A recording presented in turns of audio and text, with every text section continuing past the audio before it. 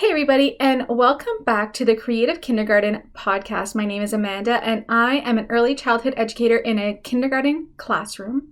And this is going to be the second time I record this podcast because the first time I did it, for whatever reason, my computer decided to corrupt the file. So I have to do it all over again. But this week is a subject that I'm really excited to talk to you about, so I don't mind doing it a second time. And maybe the second time will even be better than the first time because I'll have already done it. So this week, I am going to talk to you about how to get your students to write. So from the beginning of the year to the end of the year, how do you get students from not being able to even write their names to writing sentences? So let's get started, and I hope I can give you some great tips and tricks to get your students writing.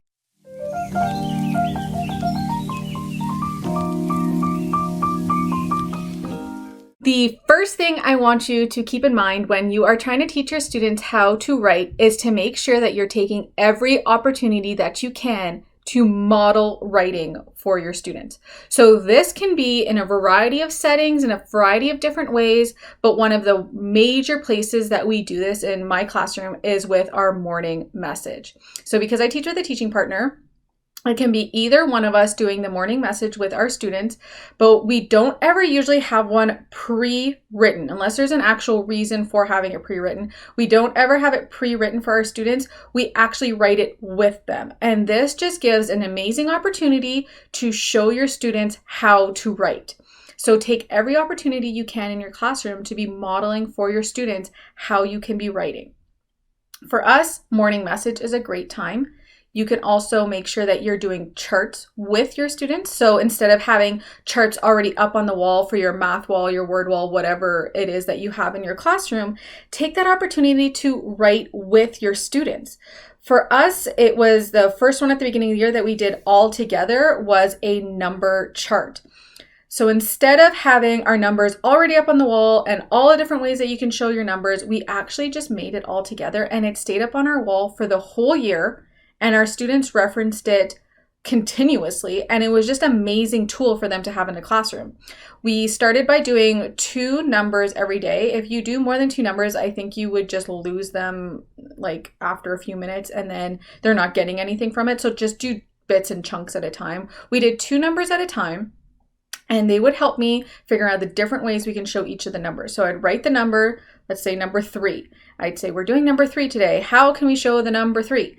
And we would talk about showing it in a 10 frame, showing it with a dot pattern, showing it with a number word, showing it with pictures, showing it with our fingers. And I would add each of those to the chart every time that they would name them. And by the time we got to number 10, they knew all the different ways that they can show the numbers because they were involved with making it, but also they knew how to reference it. And so they were able to write their numbers on their own without much teacher support, because they had been involved in the writing process of making those charts. So modeling for your students is just such a great way to get your students involved with writing. Another place that you can look to have your students involved with writing and modeling is with your bulletin boards. I know we all love those pre-made bulletin boards with those fancy letters and all those bright, colorful posters that we can put up on our bulletin boards. And I do like those, and I do have a place for them sometimes in the classroom. But most of the time, our students are the ones who are making my bulletin boards. I get them to write our learning goals and what we did for the bulletin board. It's all them. They get to see their writing in the classroom. They get to see that their writing is important, and they have a model for themselves in the classroom whenever they look at the bulletin boards. Now that you're thinking of all the different ways that you can model writing with your students, you can choose to do this in whole groups and small groups, whatever choice you decide to make on how you can model writing for your students. Now's the time to work on modeling different strategies you use when writing with your students. So not only just taking whatever words they tell you and then just writing them on the chart or whatever you're doing, but also taking your time to model the different strategies that they can use when they're writing. Some of the different strategies that we use, especially at the beginning of the year, is starting with just beginning sounds. So teaching our students how they can stretch out words, but just starting with the beginning sound. So I'm going to keep using the morning message example just because that's when we do the most writing with our students as a whole group. We would start the day off with this morning message, and usually we would ask them, what do you want to write? And they would say, good morning, class. And we'd say, okay, let's write good morning, class. So instead of just writing good morning, class, I would start with good morning. What letter does good start with? And then they would say G, and I would write the G.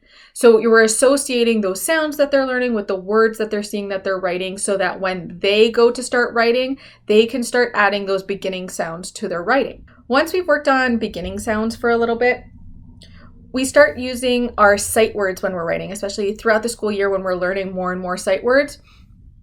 We start making sure that we associate those sight words that we're learning to the writing that we're doing. So for our morning message, good morning, class, we are going to go outside today. Oh, we, that's one of our sight words. How do we write we? We are. That's another one that we know. How can we write are? And then usually we also have some songs that we learn along with the sight words that we're learning. So Heidi songs, if you had never heard of Heidi songs, look her up. She's amazing. She has all these great songs that you get to associate the spelling of sight words with the sight words themselves. And so if we were going to R, I would start singing our sight word song for R if they are jogging their memories to try to remember how to write R. So I think the R one is, oh, the zoo at the seal says to me, R, R. First an A, then an R, then an E, R, R. And so as I'm singing it, I'll start writing the sight word so that when they go to do their writing, now that when they're saying R, they're thinking back and they're saying, oh yeah, I remember. We can sing that song to help us remember how to spell R. As the school year goes on, of course, they start just to know how to write their sight words without having to sing the songs or having those reminders. But these are especially good for the beginning of the school year when they're just associating these words with writing and how that they're connected. And it's just a great way for them to visualize that this is actually happening. Then once we are associating beginning sounds and sight words in our writing, then we'll move on to stretching out simple words by themselves. So instead of just writing like a simple word like car up on the morning message, I'll say, okay, let's stretch out that word car. What 3 sounds do we hear? And then we'll write it out one by one together. And that's just another strategy that they can use when they're writing. We never expect them to have like the perfect spelling on all their words. As long as they are using the strategies like stretching words out on their own, we give it to them. If they can hear the sound in the word, even though it's not the right sound, even if they're just writing that out and getting used to stretching out words, we never correct their spelling. Maybe as time goes on and we have some really higher level writers that really want to know how to write certain words like friend or family, I will start giving them those words so that they can start writing them properly. But when they are beginner writers, we do not correct their spelling. If they are using the stretching out strategy, no matter what the spelling looks like, if it makes sense to them, that is great. Now that you're modeling those different strategies with your students, now you want them to get to start writing on their own. So how do we do that? How do we get it from just this abstract concept to them actually starting to write on a piece of paper by themselves? The first thing that we like to do is start off our students by labeling. And this will be at the beginning of the school year. We will give them different ideas on how to label and different ideas on what to label. And we will, of course, start by doing this as a whole group and showing them what to do. We're not just going to give them a blank piece of paper and say, go label this. It's something that we work on as a group before that we let them go and do it on their own. So labeling is a perfect place to start with your students. We usually get them to label 3 things in a picture that they draw. This can be anything. If they decide to draw themselves, they can label their hair, their eyes, their mouth. So that's their 3 things that they're going to label. We show them how to draw an arrow to whatever that is that they're labeling, and then they can start trying to stretch out the word on their own to write it. So for hair, they might not get H-A-I-R. They might get hair. They might just get an H and an R. That is perfectly fine. That is a great place to start. They might only get H. And then that way we use them to use a magic line. And a magic line is, I know the beginning sound, but I don't know what the rest of these letters are, and I need a little bit more help. So they draw a magic line underneath their word. And then a teacher can step in and either help them stretch out the rest of the word, or we can just assist them by giving them some clues on what they can write next on that line. So we use that magic line concept when they're doing a little bit of independent writing, and I might not have time to sit next to them right at that second to help them stretch out all those words. And the magic line is just an indicator that I need a little bit more help with this word, and is a great way at the beginning of the school year for them to signal that they need a little bit more help. There is a blog post on my blog about how to get your students writing. And it's basically outlining all the same things that I'm talking to you in this podcast right now, but I do have a template on there for labeling specifically. It's just almost a blank sheet of paper that just says, I can label a picture. And then we give this to our students to help them practice labeling. Now you might be thinking to yourself, why do I need a piece of paper that says I am labeling on it for my students? Why can't I just give them a blank piece of paper? And of course you can do that. That is not a problem. I do that mostly to signal to the parents what we're learning, so that I don't just send home a piece of paper with a picture on it with some lines and maybe some letters. Then parents just might not understand what their child is learning, and their child might not also be able to vocalize what they're learning about in school at that point. So instead of just sending home that piece of paper, I send home a piece of paper that just says we are learning to label. So that way that signals to parents that, yes, this is what we're learning in our classroom. This is how you can help your kid at home. If you can practice labeling at home, that'd be great. And it's just another way to communicate with families about what we're doing in the classroom. So that's why I use that template. It is a very simple one. It is a free download on that blog post. I'll make sure I'll link it in the show notes. And it's just a great way to also signal to the students about what they are learning and to give them a goal for what they're doing during their writing center time. Now, if your students are ready to move on from the labeling part of writing, we can start giving them simple sentences to write. And I usually have a weekly writing journal that we do, and it's actually, I shouldn't say weekly because we don't do it weekly. We take it out every once in a while, and it has just a small space for students to draw a picture, and then they can also write about what they drew. At the beginning of the school year especially, they might just be writing really simple sentences like I am playing or I play. That is perfectly fine. That is beginning writing. That is amazing. If they are starting to write and they can write I play, we're already off to a great start. And if it matches what they have in their picture, that's even better. So don't get discouraged if they can only write two words in their sentence. That's a great start. And you will be able to build on it from there. They're already associating that their words can be written down and then that you can read them for meaning. That is a great connection to have in kindergarten. So to get them on this journey, what we usually do is have a guided writing table. Our tables are these flower tables that seat 6. One chair will be for me, and then I will usually have the 2 students next to me that need more support, and then there'll be 3 other students sitting on the 3 other chairs that might not need as much support to get started on their writing.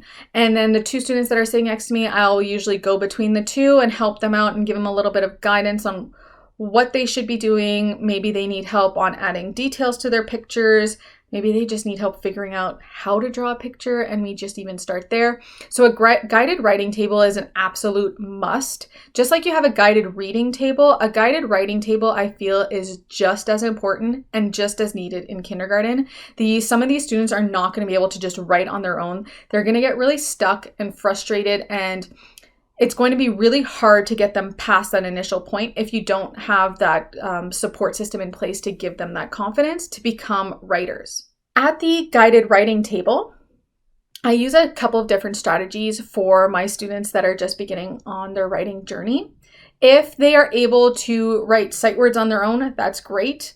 And I kind of just leave them do their thing. And then once they are done, maybe we work on adding more details to their writing. But for our students that are really just starting out, there's a couple different things that I do. The first one is if they are not writing letters at all, they can vocalize what they want to say. They want to say I play, or they can vocalize what they want to write, and they want to write I play, but they just can't put pencil to paper and figure out how those letter formations work. Some of them come to school with not being able to even write their name. So they're not going to be able to write I play. They don't know what those letters are.